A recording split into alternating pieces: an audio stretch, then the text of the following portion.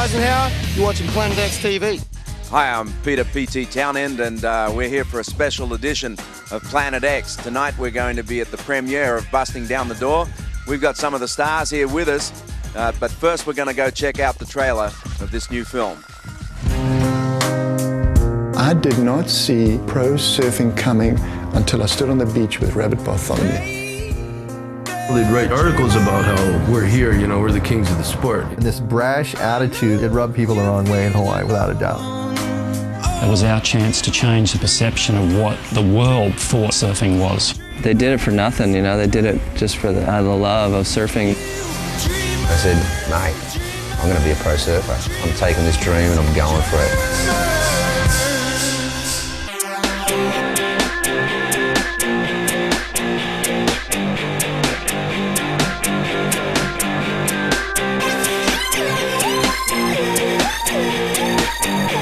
Beginning of the 1970s, a time when thousands of young men were being sent each week to fight in the steamy jungles of Vietnam. A short stretch of coast on the island of Oahu, Hawaii, was emerging as the center of the surfing universe. Surfing reflected sort of a counterculture idea. The image that came out of the Summer of Love era was that surfers were really druggies. Then this new group came along and said, no, we're not going to do that at all. In fact, we want to make surfing into a sport. And everyone turned around and just went, they want to do what? There was no such thing as pro surfers, because you couldn't make a living from pro surfing. You had this irrational group of kids, and they walked into this town just going, hey, we got some new moves, we got some new boards, we got some new attitude. Hawaii was a twofold mission. It was one, I wanted to rip it, and two, I wanted to get famous. Something was getting ready to launch, and then all of a sudden, there it was.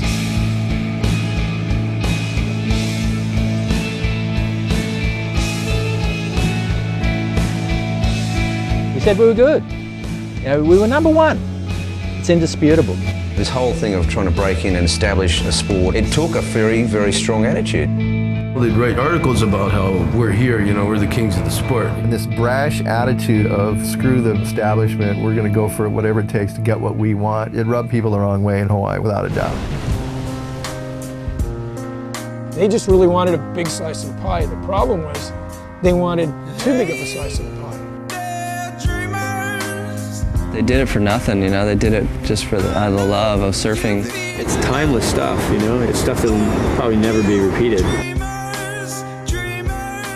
Well, they came here at a time when it was pretty wild, you know, more rough than it is these days, like the Wild Wild West. Ian writes a headline on my column, Aloha is dead. There was a pride at stake here. I went to Wahiwa and bought a shotgun, man. I bought a 12 gauge and slept with it by my bed. They could not go anywhere.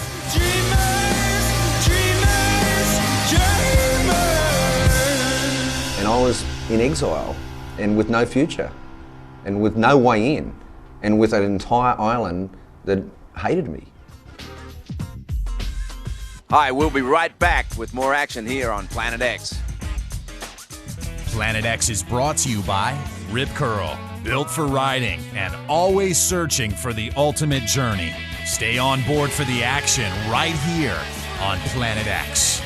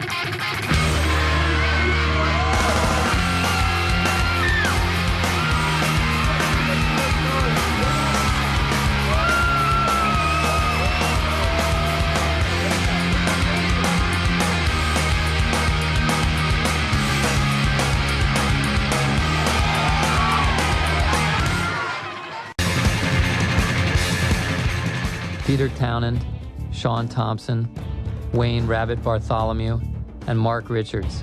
part of a crew along with Ian Cairns and Mike Thompson, who put it all on the line to create a sport, a culture, and an industry that's today worth tens of billions of dollars and has captured the imagination of the world. They did it for nothing, you know, they did it just for the love of surfing, knowing that we were going to be the ones that reap the real benefits. I think back about the money these guys weren't making in those events. They were just scraping by. They were trying to create a career where there wasn't a career path. They were rerouting the railroad of surfing history. Well, they came here at a time when it was pretty wild, you know, more rough than it is these days, like the Wild Wild West. And they literally broke down the door, like they said. You know, they came in hard, they had to charge, they had to make a statement, and they did that every time they surfed. I was coming over now to spend the winter, to get good, to really take on Hawaii. You had to find a place to live, and you really didn't care. I mean, if you had a half-inch piece of foam with a blanket to put over you at night, that was all you cared about. We'd surf, and then we'd all meet at Sunset Store and have a bit of breakfast, and there was the pinball machines there and the air hockey, and we'd take on all comers, and Al Chapman would come over, and gosh, it was just all time. We'd have so much fun in there. We were just in paradise, like in these absolutely perfect waves, and the Hawaiian surfers were incredibly welcoming. Welcome into our house or our place. And nobody gave you flack. Everybody respected you for who you were. We're back on Planet X. We're at the Hillcrest Cinemas in San Diego, and I'm with a good old mate of mine that we go way back, but in this case, we're not surfing in the heat together. We're actually here to talk about the movie that Sean's put together called Busting Down the Door. Sean's the producer of the film, and Sean, welcome to Planet X, but I'd really like to first start off with, how did you come up with the idea to do the film? Well, the film's Busting Down the Door. It was inspired by an article that Rabbit wrote in 1976 about this 1975 season that really changed surfing. And I'd written a series of rough concepts, about 5 different concepts of pivotal moments in surfing. And I approached this young guy, Jeremy Gosh, a young director, about doing a series of films around surfing. And this was a number of years ago, and it never went anywhere. He was busy with a production company that his parents owned, and he finally decided to go out on his own. As soon as he went out on his own, he said, Sean, why don't we do that movie about the revolution of 75? So I said, great. And the first call I made was to Rabbit Bartholomew to see if we could use the title of his article, because it's not just about the article that he wrote, it's about what led up to it and what happened afterwards, so it kind of follows a nice story arc. And he said, sure, and then we were away, and my wife and I, Carla, funded the project initially. We funded it for about the first 6 months, and once we had a rough cut, I went out to a group of investors and also showed it to Ed Norton. He was very keen, he was a surfer himself and just loved the whole concept of the project. And once I got Ed on board and the investor group on board, we were kind of away. And then from then on, it took us about another year to complete.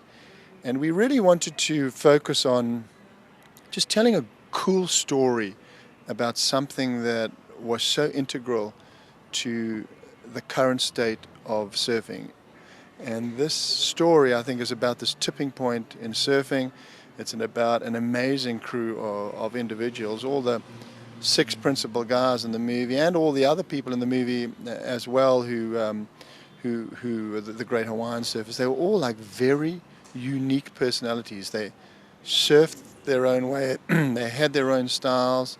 As individuals, they were very different personalities. So we really wanted to delve into their personalities, find out what motivated them and why they went on this amazing journey and ultimately risked their lives, both in the water and out of the water, just for this dream that they had and this love that they had for surfing. And I think, well, I hope that that's what we achieved with the film.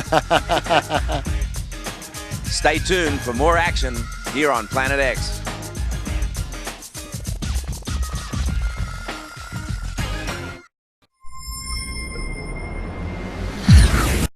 You know, I think that we all had this mindset that we were prepared, it sounds stupid, but we were prepared to die here in Big Surf if that's what it took, you know. That was the way we thought we could get into these events.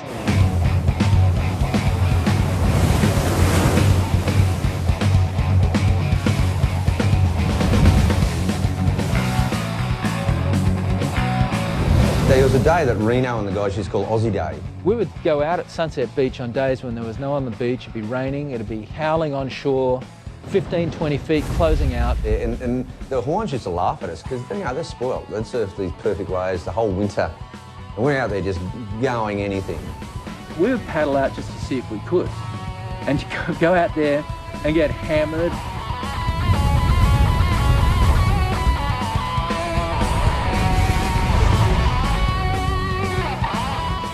You know, I think everyone was starting to experiment a little bit with equipment.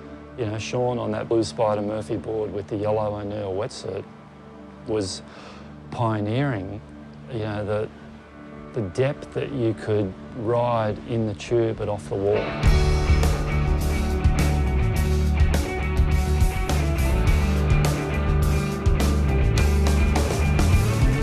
We were all just sort of taking off, and you'd set up the tube, follow that line, and hopefully you'd come out, you know? And you were breaking your tracks, you were going up and down, and you're actually surfing very similar to how the guys surf now in the tube, you know? When you get into a deep barrel, it certainly feels like time's expanded, like life has slowed down. I felt that I could curve that wall to my will. I really felt that. It's a magical, magical moment. It's an incredible moment. I had a vision of who the best surfer is, what that person should represent, what that person should look like. And Sean was it. Sean was the epitome of imagery that I thought the sport deserved. Professional surfer, you look it up in the dictionary, there's a photograph of Sean Thompson. He was just, you know, tall, good-looking guy, so well-spoken. Plus, he was a great surfer, one of the greatest ever. He was the guy that, you know, you came up to get an autograph. More than anything, Sean cared about his surfing, and when he was in finance, winning. Every heat, you know, he cared about being an athlete. Man, that guy was brilliant. He reinvented tube riding. Sean was definitely the best tube rider in the world during his era, and you know, he taught pretty much the whole world how to weave in the barrel. Him surfing backdoor like no other, you know, just getting deeper than anyone and surfing with some rad style.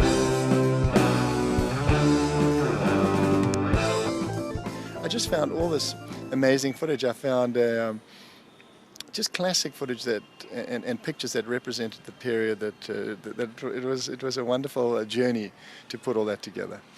So, you know, like tonight isn't actually the first time the film's been shown. You actually premiered it for the first time in the world at the Santa Barbara Film Festival, and you've been on a few tours already. You've been in New York, South Africa. Have you been happy with so far the reaction you've got, you know, from people to what you've done? We've had incredible critical reviews from the New York Times, the Los Angeles Times, Variety, which is probably the most difficult and discerning magazine in the world. It's an entertainment publication. Just gave us the most stunning review. And that's good that we've had recognition from the mainstream. What was really important for me is to get positive response from the surf community, because when we made the movie, we were hoping that it would have resonance beyond the surfing community. But the most important thing for us was that a surfer, a core surfer, would go to this movie and walk away from the movie with his mind blown and go, wow. And that was our objective. And we hope that guys beyond the surf community would also have that feeling. And I know that we've achieved the objective of blowing away the surf community. I'm just hoping that we can get the word out to enough people, and the word of mouth can spread so that the movie will have some resonance beyond the surf community. I mean, I would love to show this movie in Kansas City. I'd love to show it in Boise. I'd love to show it in Boulder. You know, I'd love to show it in like places where there's like college towns, because I think people would really relate to the story of like making your dreams come true. You know, we were just talking about the that you're hoping you can get to places that necessarily aren't what they consider, you know, surf destinations. But you told me that like on opening day in New York City, it sold out, which is not really a surf destination. That was brilliant. We were in a theater called the Village East right down in the village, in Greenwich Village, and we sold out the first show, and which was wonderful, you know, and also without much PR down there. So that was really good. And when you're in theaters, you're up against the big boys. You know, we're up against Batman, and He's quite a tough customer. So our little film here is ultimately we're up against Batman, and we're up against the Hulk, and we're up against Mamma Mia, and that's what happens at this theatrical level. So I'm hoping that surfing's got enough res to take on the Dark Knight. Well, thanks a lot, Sean. I see the movie's on a great roll. We're going to come right back in a moment with one of the stars of the film, Mark Richards.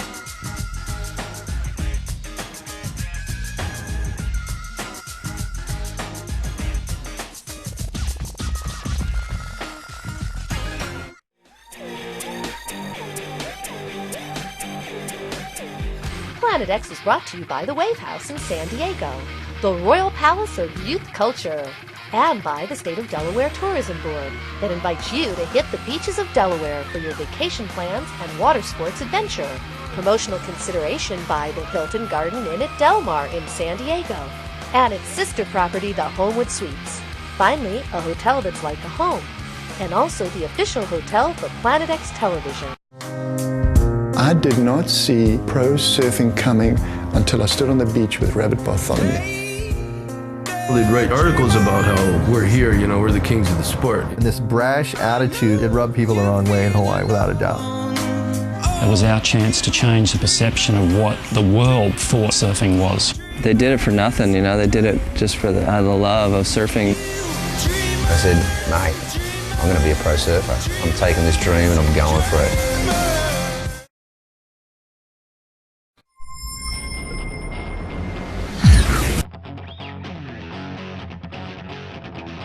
I've known Mark since he was about 11 or 12, and I saw him develop as a great and extremely ugly surfer. I have to say I was the one who gave him the name the Wounded Seagull.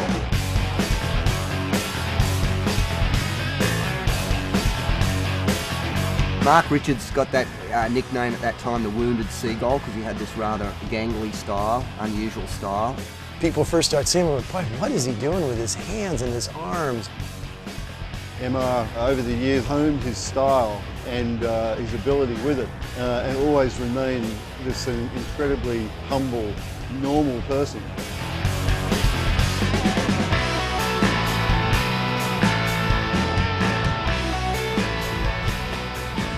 We're back on Planet X, and I got a really old friend of mine, actually. We go way, way back to when we were kids, because I came from a town called Coolangatta, and when we were both going to school, and on school holidays, Mark Richards would turn up at Rainbow Bay with his mum and dad. So that's how far we go back. But of course, we were part of a legendary Australian surfing team in 1972 that came to San Diego, right here where we are tonight. MR, welcome. And so far, we've been on this tour for this movie. And has Sean done the job, all the expectations you thought it might be, or even better? I think the movie's amazing, Peter. I'm sure you do too. I think that he and director Jeremy Gosch have just done an incredible job with the movie. I think it definitely is the best surfing documentary that's ever been made. I think they've really killed it with it. For us, there was that period of time, particularly 75, where people say, and we say in the movie, that Off the Wall was invented. I think Michael Thompson said it best. He said, "We invented this place." What are your memories of that period of time where we, every morning if the sun was up and the swell was in that 6 foot to 8 foot range, we'd all head for Off the Wall. There wasn't even any thinking about anywhere else. The memories of those days, or those years and those days, they're just like they're imprinted in my mind, because what would happen, as if the swell was, if it was big, would either be surfing Haleiwa, Waimea, Sunset or Pipeline. But whenever the swell dropped in that sort of 4 to 8 foot range, it was like a beacon, like shining on Off the Wall. We'd all congregate there and we'd hang out there all day, and none of us would leave because we didn't want to, as you say in the movie, we didn't want to see one of the other guys get a better ride. And it was really an amazing feeling. It was like our own personal surf spot, because it was really the young Australians, the young South Africans. Occasionally one of the Hawaiians would turn up, but they'd only surf for an hour or so and disappear. And it was just a complete tube fest and off the top fest, and we all got on so well, and we were really, I think, pushing the performance boundaries, all trying to outsurf each other. I think every day was a contest, where even though we didn't have singlets on and there weren't judges on the beach, I think the photographers were judges, and I think we were judging ourselves. And I think at the end of each day, we like to actually walk off the beach and go, you know, I think I won today. I think I surfed better than the other guys. I think I got better rides. So it was like great friendship, but also great rivalry, and you know, just a wonderful time surfing. Like in Hawaii, in paradise, surfing is probably as good a waves as we'll ever surf. And it was all about getting the photos, because we weren't getting paid to do any of this. We wanted, as you said in the film, I think it was an important part. You said, I want to be famous.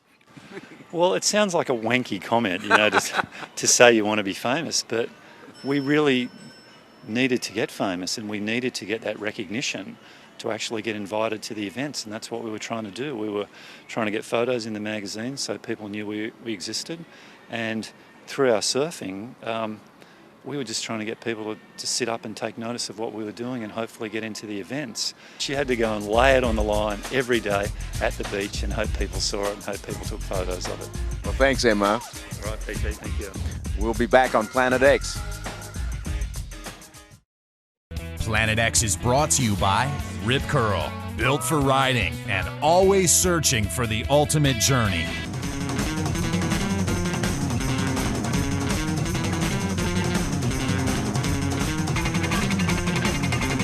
Some want to kiss, some want to kick you.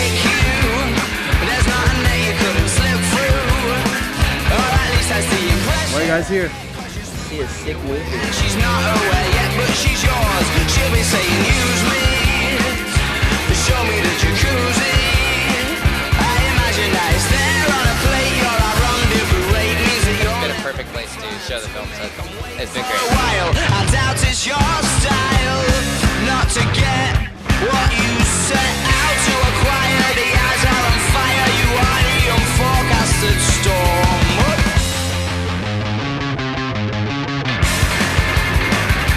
I thought the movie was fantastic. They were able to put their film together in a more artistic way than maybe the usual Hollywood way that they're expecting. I was pretty impressed. It was really exciting. It was really a heartfelt movie. And the imagery, the surf footage, incredible. Oh, I thought the film was terrific. I was surprised. I'm not a surfer. It was very cool. One of the best movies that I've seen.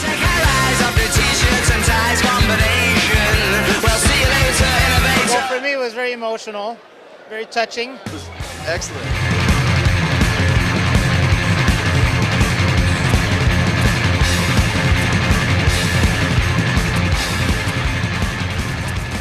It's been great hanging out with my mates Sean Thompson and Mark Richard here on Planet X.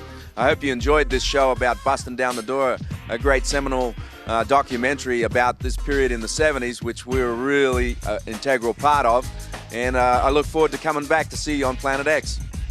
The responses I've had from people, it's just been amazing. I mean, I must have had 100 people come up to me and say, this is the best movie I've ever seen. Not the best surf movie I've ever seen. This is the best, and it just makes me feel so good that surfers are saying that. I claim this world in the name of Planet X.